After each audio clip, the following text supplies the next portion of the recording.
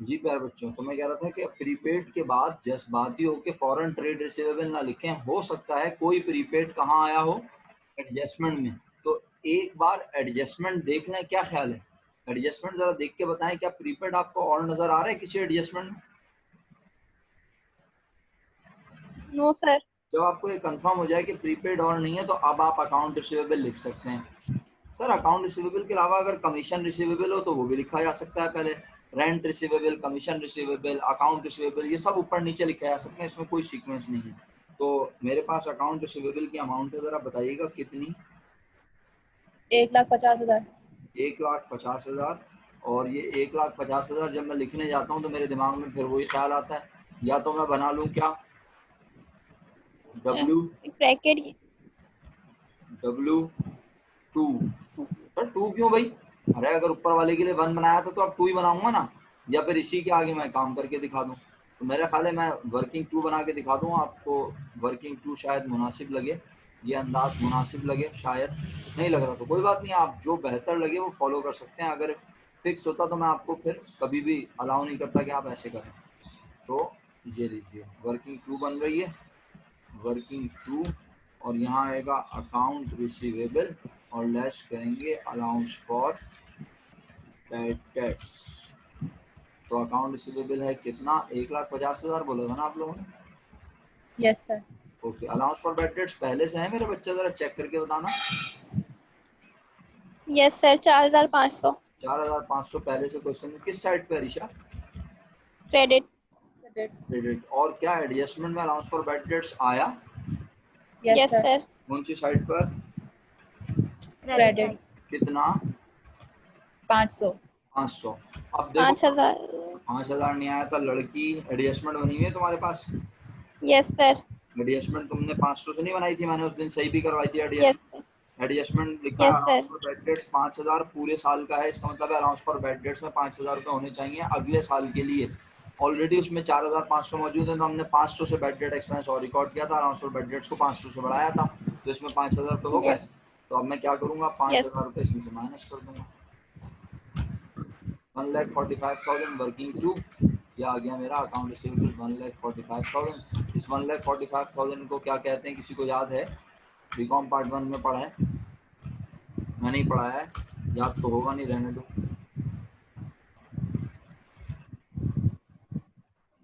बोलेंगे सर पढ़ाया नहीं था आपने। Net realisable value, NRV, net realisable value. इतने रुपए आपको यकीन है कि मिल जाएंगे, लेने तो 1,50 हैं, लेकिन इतने पे आपको मेक श्योर है कि ये मिल जाएंगे।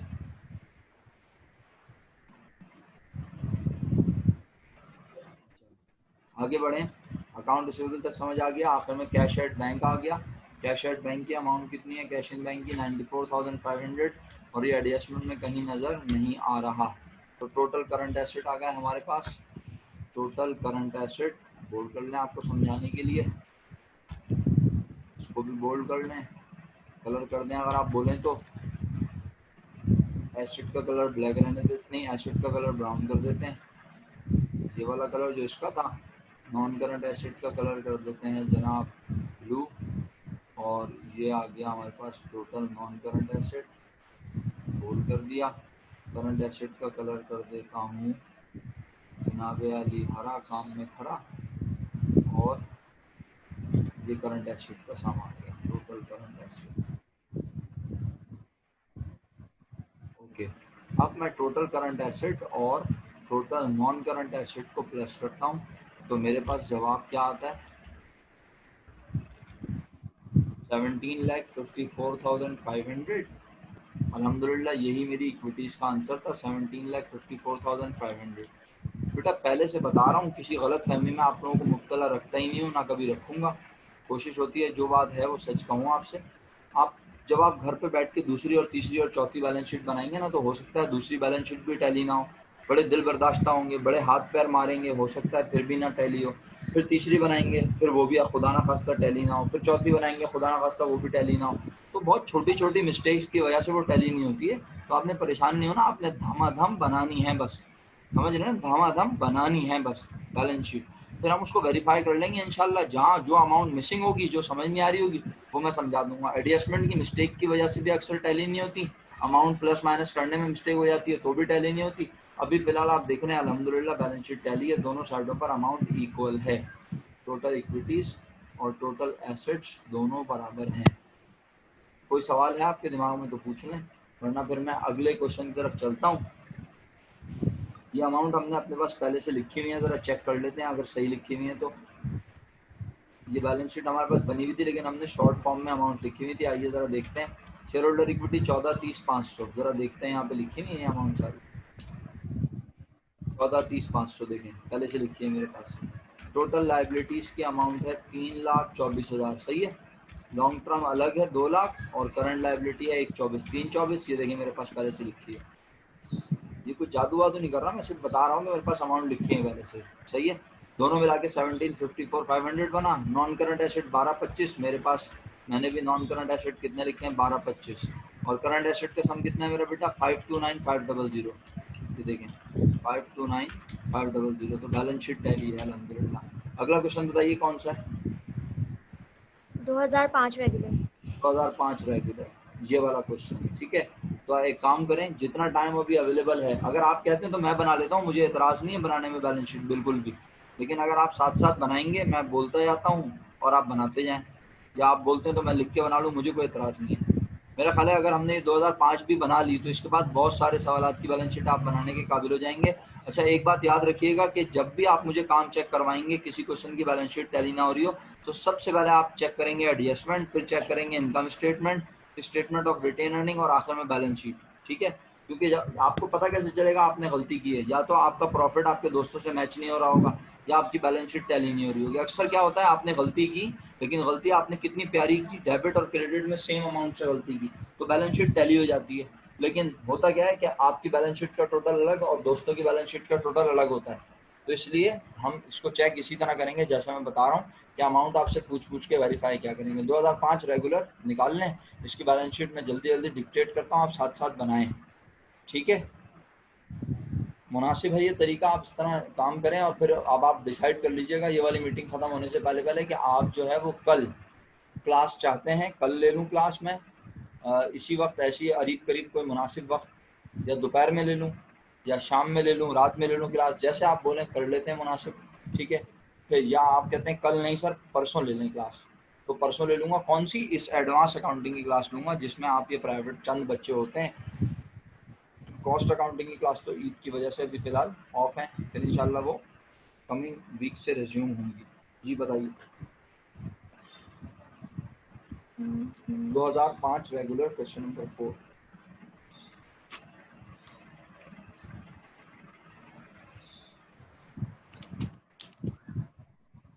या आप लोग ग्रुप में मिलकर भी डिसाइड कर सकते हैं, फिर उसके बाद हम बाकी बच्चों को बता देंगे कि हाँ भाई ठीक है इस वक्त बच्चे चाहते हैं।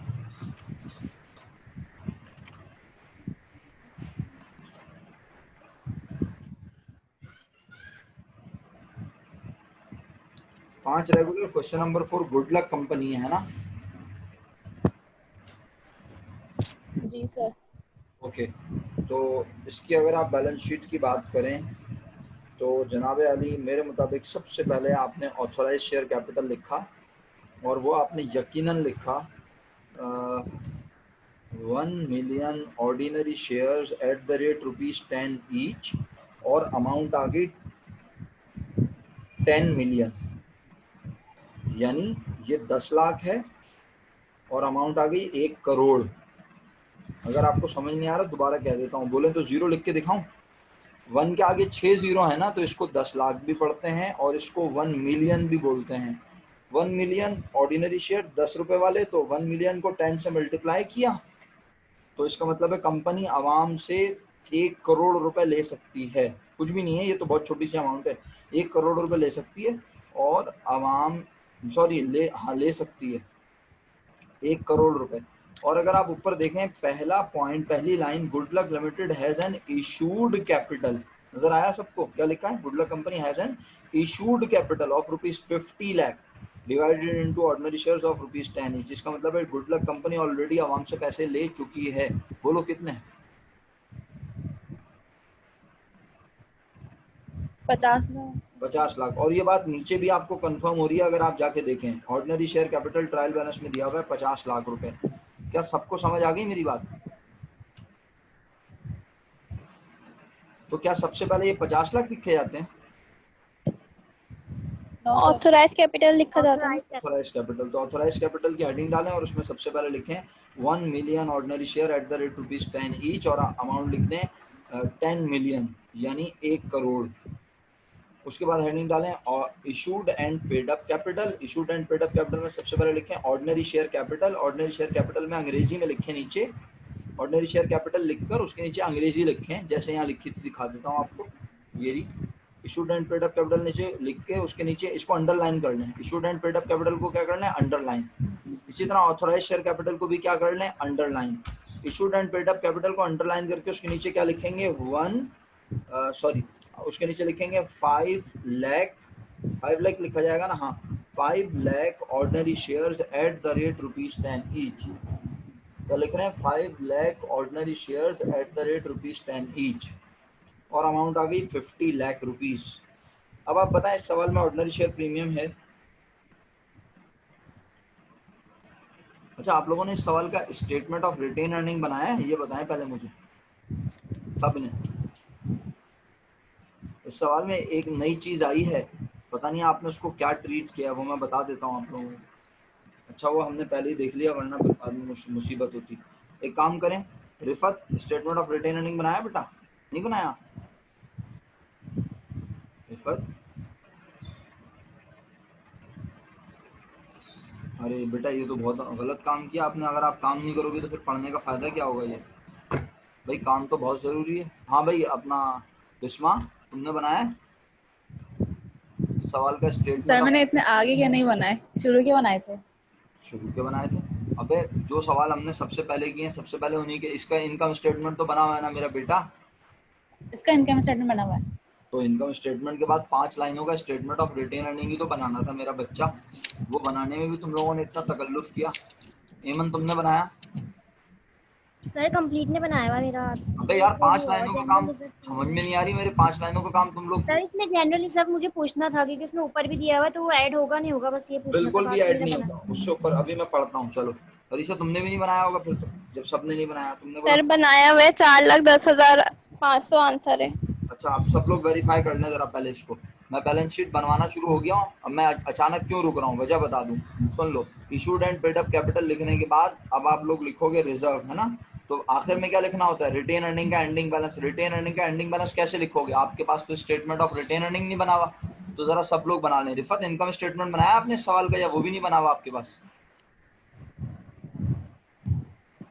अच्छा जी, तो आगे बढ़ता हूँ मैं। बेटा इनकम स्टेटमेंट तो बना लो मेरा बच्चा इस सवाल का, वरना फिर फायदा क्या होगा इस तरह एक्स्ट्रा पढ़ने का।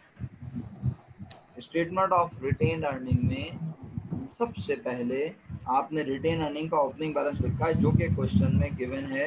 रिटेन अर्निंग जनवरी 1, 04 1,20,000। इस क्वेश्चन का नेट प्रॉफिट निकला था, तो आप भी बता सकते हैं मुझे, मैं भी बता सकता हूँ, ऐसी बात नहीं है। नेट लॉस निकला था 305,500। बिल्कुल सही है। तो आपने 305,500 को लेस कर दिया।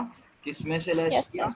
किसमें से लेस किया? रिटेन अर्निंग 1,20,000 में से। ठीक है, तो अब आपके पास total earning available for appropriation minus में आ चुकी है।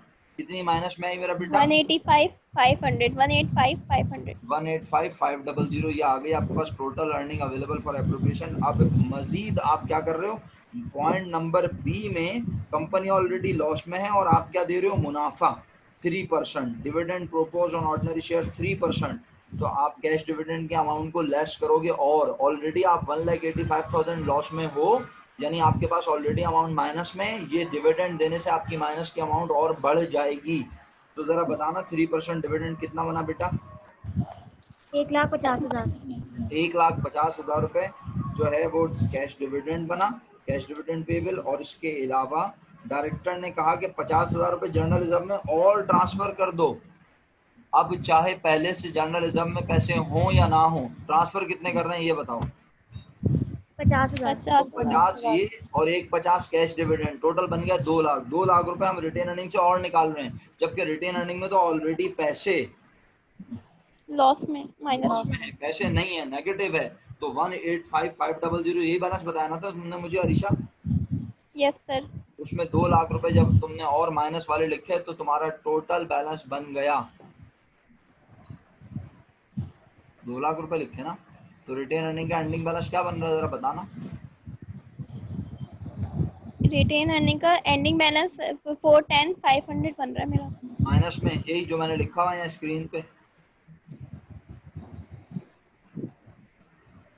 किसी को समझ नहीं आ यस रहा तो सर। पूछ ले। आप लोगों ने मेरे साथ अभी कहने के बावजूद अगर नोटिस नहीं लिया है ना तो फिर मैं सीरियस बता रहा हूँ आप लोगों के पैसे ज़ाया हो रहे हैं और वक्त ज़ाया हो रहा है। देखिए मेरी बात सुनिए, रिटेन अर्निंग का ओपनिंग बैलेंस है 1,20,000, ये पॉजिटिव है। इसके नीचे आपने लिखा नेट लॉस 3,05,000। तो जब आपने लॉस को माइनस किया 1,20,000 में से तो आपकी total earning available for appropriation negative में आ गई। और वो नेगेटिव में कितनी आई थी अरीशा ने बताया था मुझे, वो आई थी 185,500, यही बोली थी ना अरीशा आपने? Yes sir. उसके बाद आपने इसके नीचे 2 चीजें और लिखी हैं। पहली, अच्छा हाँ एक और चीज है, इंटरम डिविडेंड भी तो लिखनी है। देखो वो यस सर 25,000। वही बताने के लिए मैं सवाल पढ़ा रहा था और मैं खुद ही भूल गया। देखो ये होता है हाल, माफ करें। तो भाई आपने लेस में ना 3 चीजें लिखी हैं। लेस में सब बच्चे गौर से सुन लें, कितनी चीजें लिखी हैं? 3। एमन, बिस्मा, रिफत, गौर से सुन लो और जो लोग बाद में इस वीडियो को देखेंगे वो भी गौर से सुने कि भाई आप लोगों ने 1,20,000 रुपए रिटेन अर्निंग का ओपनिंग बैलेंस, मेरा ख्याल है मुझे 2 मिनट लगेंगे, मैं यहाँ बना देता हूँ। रिटेन अर्निंग का स्टेटमेंट जो है वो कॉपी करता हूँ कहीं से भी पाकिस्तानी तरीके से और उसको बना के दिखा देता हूँ, कोई मसले वाली बात नहीं। ये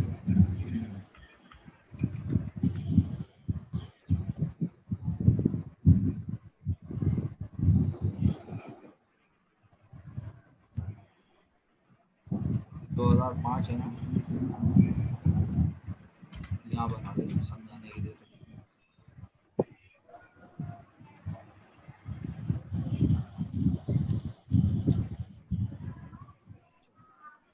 रिटेन अर्निंग का ओपनिंग बैलेंस पॉजिटिव 1,20,000। अब आपके पास कोई एक्सक्यूज नहीं होगा कि आपको समझ नहीं आता।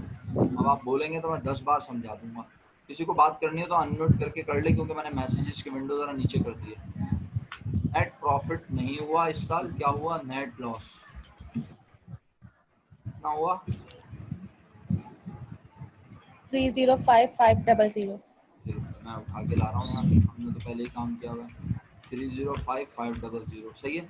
जब हमने ये प्लस और ये माइनस में लिखा तो 185,500 ये हमारे पास total earning available, total retain earning available for appropriation आ गई। क्या नाम है इसका? Total retained earning available for appropriation. अब लेस एप्रोप्रिएशन करेंगे तो ये बताओ सबसे पहले क्या अप्रोप्रिएट किया जा रहा है? सबसे पहले अप्रोप्रिएट किया जा रहा है, सबसे पहले इस क्वेश्चन में क्या है, सबसे पहले ट्रायल बैलेंस में ही दिया हुआ है इंटरम डिविडेंड। तो आप इसकी स्पेलिंग पूरी लिख देता हूँ ताकि आपको समझ आ जाए।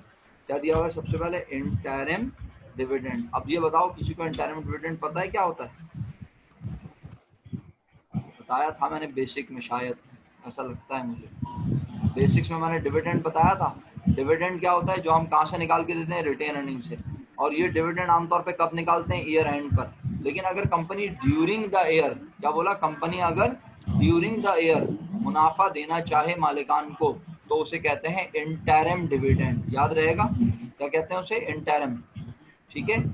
जैसे आप लोग जो है स्कूल में आप लोगों के रिसेस होती थी ना, रिसेस कहते थे, इंटरवेल कहते थे, तो इसी तरह इंटरम का मतलब होता है साल के दौरान किसी भी वक्त बीच में जो ब्रेक लिया जाए। तो इंटरम डिविडेंड जो ड्यूरिंग द ईयर दिया गया, तो इंटरम डिविडेंड भी बेसिकली दिया तो कहाँ से जाएगा? वो भी क्या कम करेगा? हमारा रिटेन अर्निंग। तो इंटरम डिविडेंड से 25,000 रुपये दिए गए, वो लिखे। उसके अलावा जर्नल रिजर्व में 50,000 रुपये ट्रांसफर किए गए। और हेमन तुम सुन रही हो? पहले से रिजर्व में कितने पैसे थे मुझे उससे गर्ज नहीं है, मैंने कितने और ट्रांसफर किए? 50,000। और कैश डिविडेंड पेबल की अमाउंट कितनी बताई तुम लोगों ने? 1,50,000। Yes sir. तीनों को प्लस करके 2,25,000 रुपए और कम करने। ऑलरेडी पैसे माइनस में है, ये और माइनस को बढ़ाएगा। टोटल बैलेंस बन गया रिटेन अर्निंग का 410,500। ये बैलेंस मैंने आपको बताया और ये मेरे पास भी यहाँ लिखा हुआ है। उम्मीद करता हूँ आप सब लोगों के पास रिटेन अर्निंग स्टेटमेंट बन गया होगा। नहीं बना तो इसकी तस्वीर ले लें शराफत से, वरना मुझे इसके बाद गुस्सा आने वाला है और कुछ नहीं आने वाला। अगर आप लोग income statement of retained earning नहीं बनाएंगे तो फायदा क्या? फिर ये चैप्टर पढ़ने का अलग से बेवकूफ़ी है ना फिर तो भाई आप लोग टाइम दें पढ़ाई को माजरत के साथ, सारी मसरूफियत एक तरफ, पढ़ाई एक तरफ, आपके पास ऑलरेडी बहुत कम टाइम है। ओके, अब जब ये बना लिया तो भाई वापस आता हूँ बैलेंस शीट जो मैं आपसे डिस्कस कर रहा था, बैलेंस शीट पे वापस आ गया। आप लोगों ने ऑर्डिनरी शेयर कैपिटल के बाद प्रीमियम देखा, शेयर प्रीमियम इस सवाल में है, ऑर्डिनरी शेयर कैपिटल लिखा, आइए कितना लिखा, ordinary issued and paid up capital कितना लिखा आप सब लोगों ने बताएं। अगर मेरे साथ बैलेंस शीट बना रहे थे सच्ची सच्ची तो जरा बताइएगा issued and paid up capital कितना लिखा आप लोगों ने? 5 करोड़ 50 लाख 50 लाख रुपए लिखा, 50 नहीं 5 करोड़ नहीं मेरा बेटा, 5 lakh ordinary share at the rate ₹10 ही। जब 5 लाख को 10 से मल्टीप्लाई करोगे तो 50 लाख आ जाएगा, जो कि ऑलरेडी सवाल में दिया हुआ है, पहली लाइन में भी दिया हुआ है और नीचे ट्रायल बैलेंस में भी दिया हुआ है। आगे बढ़ूं? Yes sir. यस अच्छा, उसके बाद मेरा बच्चा सवाल में शेयर प्रीमियम दिया हुआ है, आज चेक कर लो 50,000। तो इसके very next Yes, line sir. में क्या आएगा? आज सब क्या लिखेंगे इसके नीचे? ऑर्डिनरी शेयर प्रीमियम और अमाउंट लिखेंगे 50,000। एतराज जल्दी बोलो। No sir. आगे बढ़ रहा हूँ, सही है। एतराज हो तो मैं बार बार बोल रहा हूँ, मैसेज ना करना, अभी यहीं डायरेक्ट एतराज करना। रिफत आपको आवाज आ रही है मेरी? अच्छा, मजीद आगे कहता है शेयर प्रीमियम के बाद अब मैं देखूंगा अगर कोई रिजर्व पहले से बना हुआ है। बताओ पहले से कोई रिजर्व है? Yes sir. किस नाम से? General reserve 90,000। एमन, अगर अलग अलग नाम से रिजर्व होगा तो जो पहले वाला रिजर्व होगा उसे वैसे लिख दिया जाएगा, जो नया रिजर्व होगा उसके नीचे लिखा जाएगा। लेकिन पहले से एक जनरल रिजर्व है मेरे पास इस सवाल में, मैं यहाँ नहीं लिख रहा हूँ, मैं सिर्फ आपसे ये फॉर्मेट देखकर बोल रहा हूँ। तो जनरल रिजर्व पहले से क्वेश्चन में लिखा हुआ है कितना? 90,000। 90,000 और आपने जो एडजस्टिंग एंट्री बनाई है, यकीनन आपने एंट्री बनाई है ना, उसके मुताबिक आपने जनरल रिजर्व को और क्रेडिट किया है 50,000 से। तो 90 और 50 कितना हो गया? 1,40,000। समझ आ रही है बात? Yes sir. आप जनरल रिजर्व 1,40,000 लिखोगी। क्लियर? यहाँ क्यों प्लस करके लिख रहा हूँ समझ आ रहा है? और वहां पे क्यों मैंने सिर्फ लिखा था 50,000? क्योंकि वहां हम रिटेन अर्निंग से पैसे निकाल रहे थे और यहाँ हम जर्नल रिजर्व में दिखा रहे हैं कि पहले से 90,000 पड़े हुए थे, 50,000 इसमें और डालें तो अब रिजर्व में 1,40,000 हो गए। क्लियर? आगे बढ़ जाऊं? Yes sir. यस सर आप लोग बना रहे हैं साथ साथ? Yes sir yes sir. General reserve 1,40,000 रुपए लिखने के बाद हमने देखा और कोई रिजर्व है, तो मुझे अब और कोई रिजर्व नजर नहीं आता, क्वेश्चन में भी नजर नहीं आता, एडजस्टमेंट में भी नजर नहीं आता। मैंने कहा ओके, अब मैं आखिर में लिखूंगा रिटेन अर्निंग का बैलेंस जो कि नेगेटिव में है। रिटेन अर्निंग का बैलेंस जो कि किसमें है मेरा बेटा? नेगेटिव में है। नेगेटिव और कितना था? 410 500। ये आप लिखे माइनस में। और अब मुझे टोटल शेयर होल्डर इक्विटी आप लोग बताएंगे कितनी है? शाबाश। 4779500।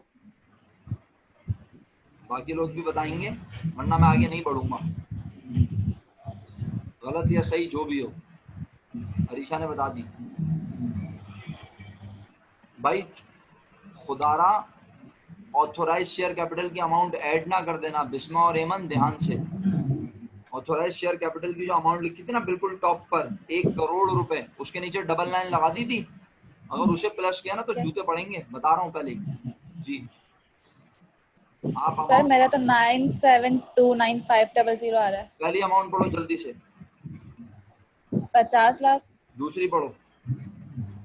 50 लाख अबे पहली भी 50 लाख, दूसरी भी 50 lakh. Sir ordinary share capital 50 नहीं 50 लाख तो है। तो ये पहली अमाउंट है या दूसरी है ये पूछ रहा हूँ। दूसरी है अबे तो पहली क्या है फिर? सर, दूसरी भी तो 50 लाख है। अरे नहीं नहीं 50,000 है। मेरा बच्चा सुनो गौर से, देखो इधर देखो, ये स्क्रीन नजर आ रही है? पहले ये बताओ। Yes sir. देखो ऑथोराइज शेयर कैपिटल में आपने इस जगह जहां मेरा कर्सर है यहाँ आपने लिखा है 10 लाख का मतलब एक के बाद 6 जीरो। 10 लाख जो क्वेश्चन की तीसरी लाइन में लिखा हुआ है 10 lakh ordinary share at the rate ₹10 each, और यहाँ आपने लिखा है एक के बाद 7 जीरो, डबल लाइन लगा के क्लोज कर दिया। पहले ये बताओ ये किया है? Yes sir. उसके बाद दूसरी लाइन में तुमने लिखा है, यानी ऑथराइज के बाद तुमने यहाँ लिखा है issued and paid up capital लिखा है, बोलो साथ साथ। Yes sir. उसमें तुम सबसे पहले लिखोगी, तुम्हें पहली लाइन में क्वेश्चन की भी लिख के दिया गया है और नीचे ट्रायल बैलेंस में भी लिख के दिया गया है।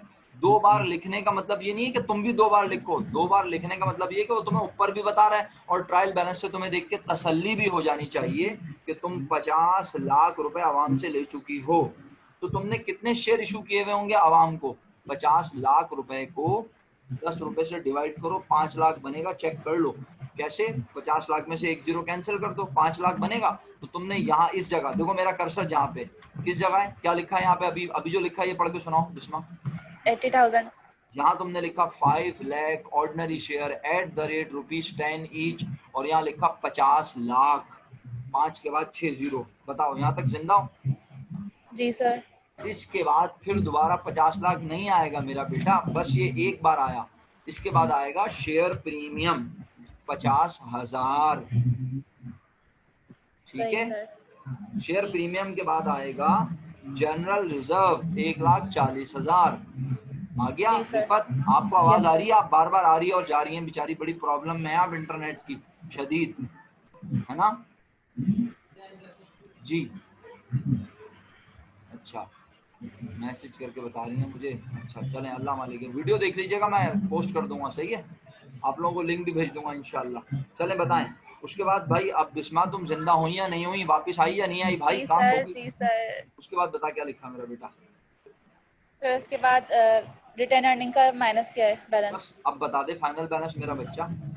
477,9,500। 477,9,500, सही है। इसका मतलब है अरीशा ने भी सही बताया, बिस्मा ने भी सही बताया, और रिफत अपने पास नोट कर लो, या जब वीडियो देखोगी तो उस वक्त चेक कर लेना कि ये टोटल शेयर होल्डर इक्विटी ये कैसे आई। समझ में नहीं आया पूछ लेना बेफिक्र होकर बाद में भी, लेकिन तुम्हें समझ आ जाएगी वीडियो देख के इंशाल्लाह। क्लियर है? आगे बढ़ूं? Sir audit fees payable current liability है ना? जी मेरा बच्चा, audit fees payable current liability है। चलो आगे बढ़ते हैं। आप लॉन्ग टर्म लायबिलिटी नजर आ रही है, पहले ये बताओ जल्दी से क्वेश्चन में। Yes sir. 5% डिबेंचर्स, सही है। रिफत आवाज आ रही है मेरा बेटा? 5% डिबेंचर्स, 50,000 रुपए लॉन्ग टर्म यस सर आ रही है अब। ओके। करंट लायबिलिटी में सबसे पहला नाम जो मेरे मुताबिक आएगा वो है जनाबे आली अकाउंट्स पेबल 60,000 रुपए, सही है। आगे बढ़ूं मजीद? Yes sir. अच्छा, उसके बाद हमें और लायबिलिटी कहाँ नजर आती है? हमें लायबिलिटी नजर आती है पॉइंट एडजस्टमेंट बी में, कैश डिविडेंड पेबल 1,50,000 रुपए, ठीक है। आगे बढ़ूं मजीद? शॉर्ट फॉर्म में लिख लो, कैश डिविडेंड पेबल 1,50,000 रुपए। देखो रफ स्केच कर लो, फिर घर पे बैठ के फेयर करते रहना। एक बार मैंने फेयर बनाना सिखा दी ना तुम्हें बैलेंस शीट, अब तो तुम्हें सिर्फ बनानी है बस। फॉर्मेटिंग ऐसी होगी, लॉन्ग टर्म लायबिलिटी लिखना, उसमें 5% डिवेंचर पेबल लिख लेना, फिर लिखना करंट लायबिलिटी, उसमें अकाउंट पेबल लिखना, अकाउंट पेबल के बाद कैश डिविडेंड पेबल लिखना और कैश डिविडेंड पेबल 1,50,000। उसके बाद अगली एडजस्टमेंट में ऑडिट फी पेबल आया है 5,000 रुपए, ठीक है। इसके बाद और कोई लायबिलिटी मुझे तो नजर नहीं आ रही। अब हमें अरीशा बताएंगी या बिस्मा बताएंगी, रिफत बताना चाहें तो वो बता दें। करंट लायबिलिटी का सम, करंट का पूछा है 265,000। 265, अगर करंट का सम है तो नहीं इस सर दोनों का है। दोनों का है, तो मुझे पहले करंट का बताओ। करंट का 2,15,000 हुआ, इसका मतलब है 2,15,000। 2,15,000 करंट लायबिलिटी का सम, और लॉन्ग टर्म लायबिलिटी 50,000 है, सही है। तो ये बना 2,65,000। ये देखो मेरे पास वेरीफाई हो रहा है या नहीं? 2,65,000 की टोटल लायबिलिटीज बनी। अब नोट करना चाहो तो नोट कर लो, और नोट करने की जरूरत क्या है, वीडियो में देख लेना, बाद में दोबारा अगर देखना चाहो। इन दोनों को प्लस करके ये तुम्हारी टोटल शेयर होल्डर इक्विटी और लायबिलिटी का टोटल आएगा 50,44,500, 50,44,500। आगे बढ़े, नॉन करंट एसेट की बात कर लें, अभी हमारे पास टाइम है 7-8 मिनट है, कंप्लीट कर लें जितना हो सकता है। तो नॉन करंट एसेट्स में सबसे पहला नाम है मेरे मुताबिक plant and machinery. Plant and machinery की अमाउंट पहले से है 47 lakh rupees, agree. 47 lakh rupees में से लेस करेंगे allowance for depreciation plant and machinery का, जो कि है 1,40,000, और मजीद डेप्रिसिएशन रिकॉर्ड हुआ है वो आप मुझे बताएंगे कितना? 470। 470, तो 470 और 140 ये बन गया 6,10,000। Yes sir. तो 47 लाख में से 6,10,000 माइनस किया। प्लांट एंड मशीनरी की बुक वैल्यू जो बैलेंस शीट के फेस पे आएगी, बैलेंस शीट के फेस पर जो प्लांट एंड मशीनरी की वैल्यू यहाँ आएगी वो अमाउंट बताएं बिस्मा। बिस्मा बताओ। 409। बिस्मा सर एक मिनट। हाँ 1 मिनट, तुम मुझे 1 मिनट ही करवाओ। रिफत आप भी बता सकती है मेरा बच्चा, आपने एडजस्टमेंट बनाई नहीं है ना इस सवाल की, दोनों ने, बिस्मा और रिफत ने। जी सर। मैंने हर सवाल की पहले एडजस्टमेंट वेरीफाई करवाई है इसीलिए। बिस्मा देखो 47 लाख रुपीस की प्लांट एंड मशीनरी है, उसके ऊपर 1,40,000 का ऑलरेडी प्लांट एंड मशीनरी पे अलाउंस फॉर डेप्रिसिएशन है, और एडजस्टमेंट में जी सर। 4,70,000 और आया है क्रेडिट में, तो 470 वो 140 ये 6,10,000 बन गया दोनों को प्लस करके। फिर तुम जी सर। 6,10,000 को 47 लाख में से माइनस करो, तो ये बना जी सर, कर दिया। 4090 940 आएंगे इसके बाद। 40,90,000। सही है अरीशा? जी सर। Yes sir. ओके, इसके बाद तुमने लिखा motor van at cost, motor van की कॉस्ट है 7 लाख रुपए, इस पर भी पहले से डेप्रिसिएशन हुआ है 80,000 रुपए। क्या और डेप्रिसिएशन हुआ है? जी हाँ बिल्कुल हुआ है। बताइएगा अरीशा अमाउंट क्या है डेप्रिसिएशन की जो और हुआ है? Sir 1 minute. 1,40,000 होगी मेरा ख्याल है, अगर मैं गलत ना हूँ। Yes sir.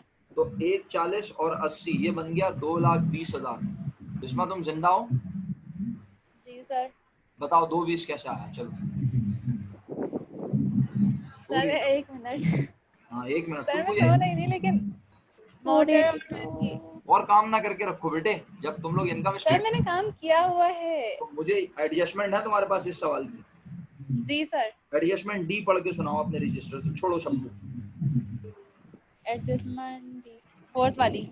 हाँ 4 वाली। सर मैंने डेप्रिसिएशन एक्सपेंस और अलाउंस फॉर डेप्रिसिएशन लिखा हुआ है और 470 से एंट्री बनाई हुई है। और फिर एक और बनाई होगी, वो बताओ कितने से? एक और नहीं बनी हुई। तो यही तो भांड है ना बेटे आपका, आपने सिर्फ प्लांट एंड मशीनरी का डेप्रिसिएशन रिकॉर्ड किया हुआ है और आप मोटर वैन का खा गए डेप्रिसिएशन। इसके बाद क्या बनी हुई है एंट्री, वही सुना दें जो बनी हुई है वैसे, ताकि मुझे पता तो चले बनी हुई है। रिटर्न अर्निंग की बनी है। अच्छा रिटेन अर्निंग की बनी हुई है, तो आप डी की 2 एंट्री खा गई, वो आप लिख लें अपने पास जी सर। जरा। डी की 2 एंट्री है depreciation expense debit, allowance for depreciation credit, और motor van allowance for depreciation के आगे लिखिएगा मोटर वैन, और वो एंट्री बनेगी 1,40,000 से। तो 1,40,000 वो क्रेडिट में आएगा और 80,000 पहले से क्रेडिट में है, ठीक है, दोनों प्लस हो जाएंगे, ये बनेगा 2,20,000। 7 लाख रुपए में से 2,20,000 माइनस करेंगे। रिफत तुम्हें समझ आ रहा है मैं क्या कह रहा हूँ? 480। रिफत बेटे आपको समझ आ रहा है मैं क्या पढ़ा रहा हूँ? या जहाज उड़ रहे हैं, कोई फायदा नहीं है करने का, मैं लिख लिख के दिखाऊं बोले तो। रिफत की आवाज ही नहीं आ रही, वो बेचारी इंटरनेट की वजह से परेशान है। बहरहाल तो 7 लाख रुपए में से सब बच्चों ने 2,20,000 माइनस किए। अरीशा जवाब बताओ। 480,000। 480,000 नॉन करंट एसेट में ये दो चीजें लिख दी। इसके अलावा कोई नॉन करंट एसेट नजर आ रहा है? कोई नो इनटेंजिबल सर। एसेट नजर आ रहा है? नहीं आ रहा, तो दोनों को प्लस कर दिया बस। नॉन करंट एसेट का सम क्या बना? बिस्मा तुम बता सकती हो या रिफत आप बता जी सर सकती 1 हैं? मिनट। आप लोग सर रफ इसके 4,570,000। अच्छा चेक कर लो। 4,570,000 यही है बिस्मा? Yes sir. बेटा अपने पास नोट करते जाओ या फिर बाद में वीडियो देख लो, मुझे कोई एतराज नहीं है, मैं तो तुम्हारे भले के लिए कह रहा हूँ कि मतलब अगर ये हम ऐसी वक्त गुजार रहे हैं तो फिर फायदा नहीं है ना इस तरह पढ़ाई का। आपको पता है मैं बहुत ज्यादा गुस्सा होता हूँ काम ना होने पे। ऋषा भी तो इंसान है ना, उसने भी तो काम किया हुआ है ना, गलत सही से मुझे कोई प्रॉब्लम नहीं, काम होगा तो समझोगे, काम ही नहीं होगा तो मुश्किल हो जाएगी। चलो आगे बढ़ते हैं। अब इसके बाद करंट एसेट्स में आ जाता हूँ। करंट एसेट में आपने सबसे पहले मेरे मुताबिक लिखा है मर्चेंडाइज इन्वेंट्री। इन्वेंट्री 80,000 रुपए। Yes sir. ऑफिस सप्लाईज इस सवाल में नजर नहीं आ रही। नहीं आ रहा। फिर मैंने कहा प्रीपेड ऊपर है कोई? नहीं सर। ऊपर प्रीपेड भी नहीं है, नीचे भी प्रीपेड नजर नहीं आ रहा। मैंने कहा ओके अब रिसीवेबल लिख देता हूँ। ऊपर रिसीवेबल नजर आया किस नाम से? Account receivable 1,90,000। कोई बैड डेट्स वगैरह भी दिया हुआ नहीं है। आपने? Account receivable 1,90,000 as it is copy कर दिया। उसके बाद हमने देखा बस बैंक बैलेंस दिया हुआ है, तो बैंक बैलेंस सब ने कॉपी किया 2,04,500। बिस्मा रिपीट करो मैंने क्या क्या बोला है? Sir merchandise inventory ending, account receivable और बैंक बैलेंस। ओके तीनों के अमाउंट बताऊं? No sir. ओके प्लस कर लो तीनों को, टोटल करंट एसेट का सम बना। रिफत तुम बताओगी? करंट एसेट का सम कितना बना? रिफत अगर तुम्हें मेरी आवाज आ रही है तो जरा अनम्यूट करके बता दो कितना सम बना इन तीनों का। अबे यार रिफत को तो बेचारी को इंटरनेट का इशू चल रहा है बहुत सीवियर। सर 474500। अच्छा जी चले मैं यस चेक सर, करता हूँ। 474500। यही है, ठीक है मेरा बच्चा। Yes sir. अल्हम्दुलिल्लाह दूसरी बैलेंस शीट भी बातों बातों में वेरीफाई हो गई। मैं फिर कह रहा हूँ आखिरी बार मीटिंग खत्म कर रहा हूँ अब, क्योंकि मेरी दूसरी क्लास है। इस मीटिंग के तकरीबन 4 मिनट ही रह गए हैं वैसे भी। आप लोग घरों पर जितने सवालात और हैं, अरीशा मुझे ये बताओ कितने सवाल, सारे पूरी फाइबर की इनकम स्टेटमेंट बन गए क्या तुम्हारे पास?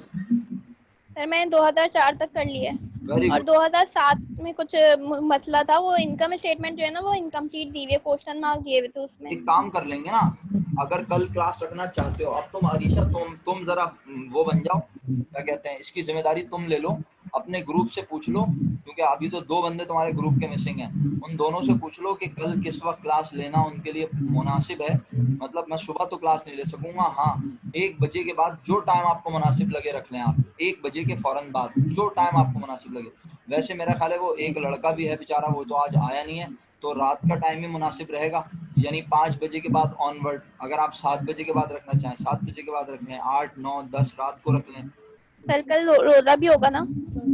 कल तो 8वां वो है ना, वैसे तो रोजा किसी भी दिन है, ये तो सब नफली रोजे हैं। कल 8वां है 9वां है, हाँ कल 8 वो है, 8 जिलहज है ना? जी सर। कल तो 8 जिलहज है ना, और 9 जिलहज यस 9 सर। हाँ सर कल का रोजा ठीक है। है। तो देख लें, अगर आप लोगों को भाई मुश्किल है, आप लोगों को पढ़ा यानी आप रोजे के बाद रखना चाहते हैं तो रोजे के बाद रखें, मुझे किसी किस्म का एतराज नहीं है। और अगर आप लोग नहीं रखना चाहते तो बस आप 4 लोग मुझे बता दें, क्योंकि अब मैं एक एक बच्चे से तो नहीं पूछूंगा। रिफत अकेली है, 2 बच्चे और हैं, सही है। और रिफत ने तो ये भी बोल दिया सर मुझे भी कोई प्रॉब्लम नहीं है, जिस वक्त आप लेना चाहें क्लास ले लें। तो अगर आप चारों में से चारों एग्री करते हैं, 3 एग्री करते हैं, तो फिर हम क्लास रख लेंगे, वरना हम नहीं रखेंगे। लेकिन बात ये कि देखें हमें कल मौका मिल रहा है ना, तो हम इसको यूटिलाइज कर लेते हैं, कल हम और पढ़ लेते हैं थोड़ा सा। अभी मेरी दूसरी क्लास का टाइम हो गया, वरना मैं फर्दर आपको पढ़ा देता, मुझे कोई मसला नहीं है। कल मेरे पास टाइम ही टाइम है, कल सर जुमरात है। कल की क्लास रख लेते हैं, आप टाइम कल की फाइनल, क्लास रख लेते हैं, लेकिन टाइमिंग जो है ना इन दोनों से मैं पूछ के बता दूंगी मैं। इसीलिए मैं आपको जिम्मेदार बना रहा हूँ। जब आप मुझे टाइम बताएंगे तो मैं बाकी बच्चों को कम्युनिकेट कर दूंगा, और फिर हम इंशाल्लाह कल की क्लास रख लेंगे। पहले मैं आपसे डिस्कस कर लूंगा ग्रुप पे ही, आप मुझे ग्रुप पे मैसेज कर दीजिएगा सर ये टाइमिंग है, फिर मैं इंशाल्लाह। Yes sir. ओके मेरा बच्चा, चलो भाई तमाम लोगों को फी अमानिल्लाह। आप लोगों के हवाले तमाम सवाल हैं, जो सवाल आपका दिल चाहे आंखें खोल के बंद करके अटेम्प्ट करें, और अगर बैलेंस शीट टैली ना हो तो मैं यहाँ पर मौजूद हूँ, मैं आपको असिस्ट करूंगा इंशाल्लाह। आज के लिए इतना काफ़ी, अपना ख्याल रखिएगा, अल्लाह हाफिज़, फी अमानिल्लाह।